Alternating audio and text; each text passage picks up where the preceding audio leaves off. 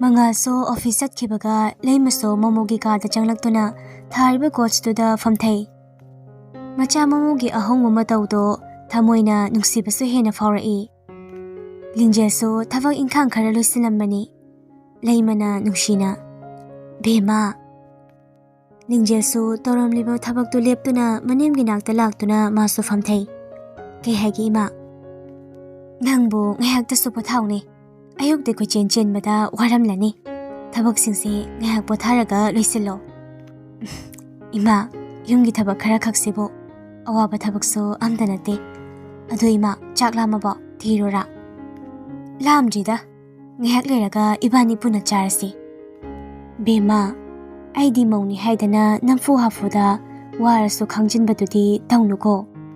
Yumsida leirisi ekoi uhum khakni. Mi yam changdana tawbasu nate. Mating pangthok paksin tawnaraga tapna loisinba yaba ngaktani. Ahoy ima. Ado, ima se nangonda wa amadi hainingba. Kaywano ima hekta haibiyo. Leima mamogi makokta nungshina nanthabiduna. Ima gidi icha imaw amatani. Icha angaw base imana nangi ko tasinarabani. Bema nangyan taw ko. Lingjel samay thongdo nokmi tawduna manimbu yengjay. Leima makatarai. Yumpan ba haibase. Thaina ahal lamasingna turi lengoydagi hena kupi hainaribani. Bema imadi mangi lambina sanghaw tungi lambina tensalaklabani. Aduna imusigi makuk mata pumba imana so takani. Nangnaso hainaba hotnagadabani inemgi ibema. Ima kaygino dumay harido. Nachana mobo chikona konbiduna punsi sangna hingkigadabani. Namogi khangda haita khotingma imana takbibada namona soidana injagani matung adum haibino. Amabu oire. Nang yumsigi matik jabi yumburimbi oidaba yadabani. Imana so nangi angamba mateng pangni. Yumsibu nawyok nakonbi oidawni imawdi. Napuroibana phana khon kana nganglak aso mathakta hangana khumduna khatna chaina tawbadi imana pamde. Magi asoiba aranbado nangi minungsi nungshibana khulai oiduna semdoo. Manaso soidana yagani. Ai ichagi thamoy mayek singna khangi. Lingjelso tumin tari leimasu makha tari. Ichase mathanta pokpagi haunasa kharasu mangaw thebani. Hainingang ningba bal leitabani. Nangna aduda puklau paraw yade ko. Yumpan ba haisidi kharasu khatnani amuksu nungshinani. Awa nungay kaya amani thengna dawriba. Nakhoidi haubata ngairi. Thawna layu imosidi. Nangi college so hapta amamuk leiraga kaba hawro. Loiramdayda tokpado pamui. Ima namo kaisu khanjadi. Hoy, ai college satpaido dadada amta ahan hawdokhiye. Phare. Aikhoisu chak chathoknaba tawrurasi. Mani mamaw anido punna kumthaminaraktuna chak chathokminare. Lingjel loibaga colleague singdo fengdoktuna mafam chana thamlammi. Somdana office tani. Mangal ngasidi mondayam nungaina magi famduda famna ningsinglai. Lingjelso duk thawmai thaba loiraga mafi maro hongdoklaba tungda nupadugi nakta breakfast puduna changlai. Mangalna tumsinduna leibaduda. Dada. Mangal khomde tumsinaba saduna lei. Lingjelso chado phamung nakangi table duda thamlaga mangalgi masanomduna. Tabro, dada. Thengi base, hogolo. Breakfast puri. Sangom se inkharneba. Semi, tabro, hogolo ba. Mangal mamitu tapna noiduna panglaga. Kay habano. Hogot biro, aduga isa sengdok biro. Aduga breakfast se chana ba tawbiro haiba. Office at pathengkini. Office ka chatning reda. Kaygino, kay dawrage. Nasanungay tabra. Mga dukta sanaduna. Yam nungaitre. Lingjel di ipapakhatjay. Kokchi iraw natraga kaidawrino doktor jasira. Mangal mathabak mapada makhutu thillaga. Soidanai. Aduna cardiologist ama mathau tare. Lingjel ikaiduna fuk haugatli. Chatkidoi tawbada mangalna khutang faaduna manakta khangjing jingsili. Layong khanglaga hidak tharamdana chatkige tawri kaigino. Lakliba phone gi ringtone-duda khalamba wakhal chaikhre. Sauning. Mina ai kanano khangde. Aigi muthu gari se. Haiduna phone do pikhawdai lawthoktuna yenglubada Hendrix oirami. Machinda murum soli. Aina khangabani. Tan kainaba mi se mana tradi leite se. Sauri phone do paikatuna tumile. Asomde Hendrix na. Sak fazaba itawbo kaida lege. Office ta. Ngambu ngamlibro. Kaino ngamlibro bo. Thamoigi maharani do yumda thamlamlaga thabak tawbodubu khamdawge. Wathi ngangnabra nangna phone tawraise. Hojikta wathi ga dahale. Aidi ma punsigi lokshinba ngamoi. Luhongba tokani. Luhongbaga chakawba numita divorce tawni kaina yam haidene banang. Aduga hojikna kedawraba. Mangal ikai khangdaki. Lisilakpagi haunabi itay inaw romance da jealous kapa malena. Kazade. Mangal handakti ingthana. Bye. Hendrix so normal da khumlai. Kedawrage. Ay wakhase yam charangnari. Khandokfamsu khangdre. Hendrix maruki thamoi khangmana themjilli. Mangal. Nupa ikhoigi punsise yam lubani. Imung ama nungaihanba ingna chikna palhanba haise. Aikhoigi makhayam ponmani. Imung ama mahilanghanbagi achawba maramso aikhoina he oiribani. Haujikti nang pakhangnatre. Hanagum wakhalang fai khalano. Laina nangi awaba ubidana lingjelse thengnahanbani khando. Oiroidaba wakhalda nasana nasabo wahanjagano. Mabu luna chana nuksina tawbiyo. Yehenbigi wada kanada sukhangangano. Mabu nungshigano-di ay hairoi. Adubo magi nungshibaduna nangi punsi manghanabi lambi amadi yadkano. Chatkiba magidi awaba pumba loikrabani. Hojikti lehoriba ikhoigi anawba punsi lambi ama yengba tabani. Nang pataba wakhal khanjilano. Magi mungfamda chatuna pothafam thibaso khara lepo. Khudakta ngamdraso nang mabu tapna kautho. Lingjelna khangkraga kiyam thamoi sokani. Masada maralay gumso phawgani. Nangbuso mana warogani. Hawkiba nungshiba. Magi agi mikupsingdo. Amuk hana laklariko. Aina mabu amuk uba fangariko. Aina mafamda mana taba nupi imata yengoi haikibado. Aina ngakpa ngamdreko. Masini punsi khongchat haibado. Yare mabu nungshinglano. Hojikti lehoriba ikhoigi khanse. Aikoi sunongmadi sigadaba ngaktani. Mangal ingna laininglakpana. Hoi fare, ai milai amuk toroki. Hairamduna phone do kakthatli. Masado charang khoirangnei. Mikupsida fireb amasu lawkhre. Somnana kangla manungda ahumdo punna makutsingdo konsinaduna chatmine. Maikay ayamba chatuna yengi video photo kaya sulawi. Thoin bina. Samay na punnaga noy aniga koy budget minabase yam nungay heba. Kakiba photo singdo ayaw ba kay group talang sinar uko. Iringan bina. Hay, ay sini. Ado, atay mafam pan na chatlaso kang laside hena nungay balay tebo. Toy na chatlaso adom chaningi. Wakal se waraba kangpam kangdradi sida lakbada wakal sutu'i. Awa baso karama kay dihan thali. Lesihin biso kumlai. Ay di mamangda sumay namda chatri. Nung fado babaw hoy kapun na chat banatana. Siday di sumay na school lepaga kara koy tawag tari. Noy kapun na, yam nungay. Ado, pungsungali.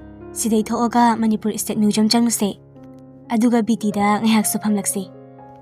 Thoyin bina. Biti Park managda Manipuri yon mo da atususase. Ay nahanong machay, kuhaw ama. Lao, kintinday kay kinong karajawse. Ahom doso achapo yon from lady ba adom dalakle. Pukning wakal so tasing na ingtabagong fawhali. Mafam doso yawre. Inakupto na sariba bigdag sang macha haigadra. Thariba ligi chokri from tharakpada mausagi asingba saktam. Uwa na marangkay na hawriba. Karam hainabo saitasiba. Asuk ning tiboy ko. Pukna from Ima Manipur na haki mafam kudingse. Laisi henmina chanaba khara order tawramle. Ahumdusu adu ngaiba oina wari tawi. Thoyenbina aidi kanglase chatlikai supen pende. Numit khuding adum chatningi. Atopa mafam chatoi saru sida lakpana phayena khalle aidi. Iringanbina kangla manung sida sumaina ina kupa yumacha amaga sara lairadi wakhal wabaga to sukhange khangdong mande. Laisi henbina mo asengba ado nungbudi nungayabo horen ekhoi khonthira chaira amadi chaba soidre. Thoyenbina adui hairadi aibudi chabiroida nungaikre renta ithanta laibasidi. Sidai class fazana yauraga study da mai onsense Saturday Sunday gumbadana goiba chatlasu. Babana ga khangadi ai sorason basoide. Nupi magi tung inarakpa nupa duso achapot khara order tawramlaga Laisi henbiga mayoknana henja thobiga puna famthaminei.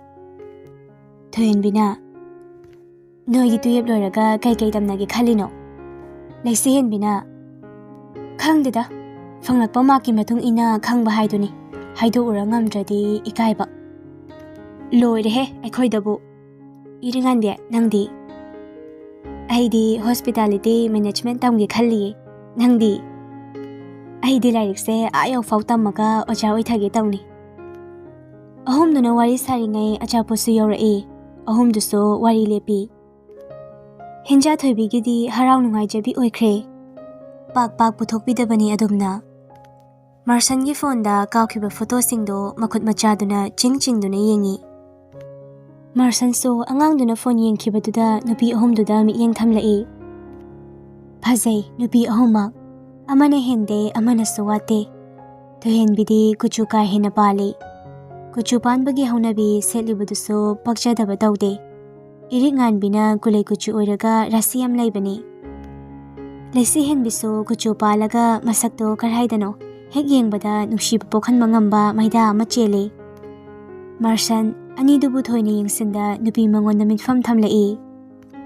Setliba grinda awawba machugi maxi frog patak chengta ka hena chambagum phawi. Mamai mamitu thoini hena suyeksin badaude icham chammi maithongdo. Henja thoibiso mapani yengliba maikei adomda yenglaga khanghaude fachang sinki. Mangalso office da nena dana famduna thabak tawthaba ngamdre. Halamdaiduda call tawi. Lingjelso phamungda ngahak potharambani. Mangalgi oirambaduda sat adom paikhatli. Dada kedoramino nang. Sam potharambani. Dada thabakombro. Loire halak tawre. Ngasidi yam ngalina. Yumda thawai lehore. Is thabakto gyan tana loshinba loira halakpasu yabadubo. Nangise ai uningdriro. Mi aikhoi thabak punba mi singdi mai nupina nganna halao sinabo. Nate ai sakyam thirageba nangna uningdrise. Lingjelso momon noktuna khummi. Aina dada uningdedi kanana hariba. Uningdabai natro thabak thengna halao harido. Khangabani nang nungsibase aina yam heleba. Ho dadao. Mangal chingthaduna kaurakliba khonjeldunara mingaudunara khumpham chafam khangde. Mohongba sangai nungsida nganna hanbirao. Nanau oibi ehakna mahanjanangbo ikhaulang nang haijariye. Mangaldo nupiduna uradagum mathabakta kanna baisanduna. As sorhon mangamdrei. Khutheklaga dadana halakpa pung ngairini ai wana. Mangal filing lambagado sasa thukchili. Ai raknaba tawrage. Gari gado irenjana thawbira uko dada. Hoi ba thawai. Ado nangna chaningba mahairo dada leirake. Dada na pijaningna nungsine leirakpada aigisu apambani. Mangalso thamoi benje. Phare adudi ai raknaba tawrage. Nangso phazana leiramuko. Love you. Hairaga phone duda machinna thengi. Lingjelso maithongda haraubagi minok amangan thoirei. Ikaibana nupa magi paukhom piramda phone do thamkhre. Thamoi magina nungshibi thawai. Wakhal magina janabi. Tadhangum siba yetbiroi siba sabi sanau matause. Jumlasina nungshi himaiso. Mangalso magi tawgadaba mathau anamba loisanduna thorakle. Wakhal kayani khalliba tarakli khonjel ama wahai amaso nakongda sonthangnana. Dada, ay nangbu yam khambali, yam sunungsi. Atopa nupi amtaga nanganaknaso loina haningde. Mangal mamitu fat uisanduna phauroklebe ihuldo namsinaba honai. Kaithelda changduna haira khara salai. Pinai store dagi achapot khara su yengi. Loibaga big cake tay kg makhai taba cake amasu laure. Laibuki ani amasu leire. Khulam toina kauribi mafamdagi mami fau uhanda kegu lot khrabi. Matam amadana thawai oirambi mikupsidana lamlanbi oikhrabido. Mangal yahenbigi mongfamda lai. Maikei su onakre. Yumda thuna laklage haiba wado ngakhidre. Mapang kana su horakte. Laiga hai kharaga lauthokduna ladu su puduna lai. Du candle su ningthina katpi. Makrukhuda kunduna. Bem. Mahusagi khongchatna matamgi matung ina awonba ahongba lakpagom. Ngasidi aisu makhoigi marakta yaudaba yadre. Ai nangbu kaukthokdaba yaroidawre. Sintharae lepa laita nupa magi mitludagi pirang. Aina nafamda wasaki. Nang nataba lairang ama thamui aigi laikolda laisa tamhaloi haiduna. Adubo ai ngamkidre. Sigidama nangna ibang hakpiyuko. Dada nangasi nafamda tamliba nangna pamjaba lairang sina aikhoy anigi nungsiwarigi aroiba poloi oirasi. Dada nangasi thankatliba mairasina nangso wakal pukning ingna leiro. Anawbo mapok ama pokduna masik mga naibi laibag phabi haibado oyuko. Dada na nangbudi thamoy siyang nanungsijakibani. Adubo haidaba nongda mamana panthunggi lambidi thadatbikre. Nang aigom kanagi mafamdaso thoktaba oirasano. Aisu ngasidagidi nanakta amuk laklaroi. Aibudi warongnuko. Nangi nungsibase thamoy kachin amada kana khanghanda chena lotuna thamkhrage. Oireko. Mikupsidagi nangse ifamda lamlatbi. Mangal mamay upsen tuminlay. Lumtharakpa pukning wakhal thamoybo fazinaba mathanata hotnajabani. Laisihenbi iringanbi thoyenmina tholakpaga marsanso henja thoibi pamduna inarai. Nupidu hainadraso wa amada haide. Thoyenbi itaptapna. Sidani aina nupaga talle haise. Iringanbina yam ahandi mahandi mai nupido sikra jalo. Natraga kidawi jano. Masakaso adum yengma nungairi. Noi ani mai maramgi natradi discussion tawnaba topic se amta leitrabo. Makok chakpa mi dawna. Angangsidi insilaga hailakpa oiramni. Aidi khoidawse otok sawningdawrida. Sawningba phanaba ice cream amamam charaga ingthahaluse. Tangna phangba tanjani. Wakhal nungaina punseba. Thoyenbina ice cream yolidui manakta changsinduna kon ice cream ahom lauduna buraklaga iringanbiga laisihenbigada amamampi. Nupadugi topic tuso thupchinkre. Ice cream cha-chaduna Manipuri State Museum su yoksilakle. Phone, bag, loina thamlami. Tokana maso get sanariba nupiduna pirei. Thoyenbina paiduna ahomdo punna jangminarei. Surung ama layrido jangluse hainei ahomdo. Iringanbi kharaki ganmana mayai thangduna changlai. Khara changba haubaga. As, thoase, ay hainadeba. Thoyenbina kasu tawruyi ibani yawrisidi nangdi mayai niko thanglise. Thoyenbi laisihenmina tawduna pusilai. Thainagi oiba japhu macha sel achoiba thaina chatnarambasing thamlibado chachatuna yengi. Pungkhai muki matung makhoisu thoklakle. Matamdi haujinkiba khanghaude. Bitida ngaihak banbaga kangla chatpaga museum changbaga pung ahom henjinkre. Iringanbidi fazana mayumda hairambana makhoiromgi gari tongkre. Laisihenbina thoyenbiga punna magi renta lakminei.